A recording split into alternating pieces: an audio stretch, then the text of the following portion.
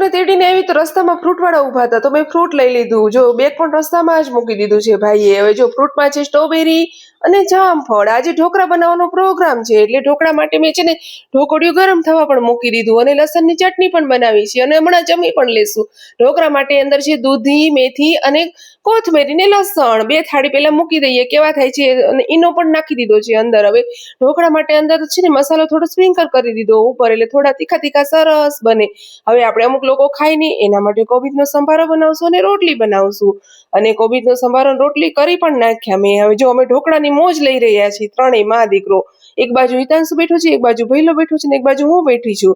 હવે જો જમી રહ્યા છીએ અમે, ઢોકળાની મોજ લઈ રહ્યા છીએ. હવે સાંજનો ટાઈમ થઈ ગયો છે, વાઈટું કરી નાખી છે મેં અને હવે મેથીનું શાક બનાવવું છે ને લસણ પણ ફોલવું છે થોડુંક. અને આ બંને ટ્યુશનમાંથી આવીને બેઠા છે અને આ પણ વાંચવા જઈ રહ્યો છે. આ મેથીનું શાક પણ વઘારી રહી છું અને મેથીનું શાકમાં થોડો ચણાનો લોટ પણ નાખી દીધો તો અમે જમવા પણ બેસી ગયા.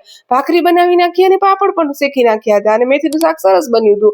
અમે ત્રણેય જમી લઈએ. આવજો, લાઈક, શેર, સબસ્ક્રાઈબ. આવજો.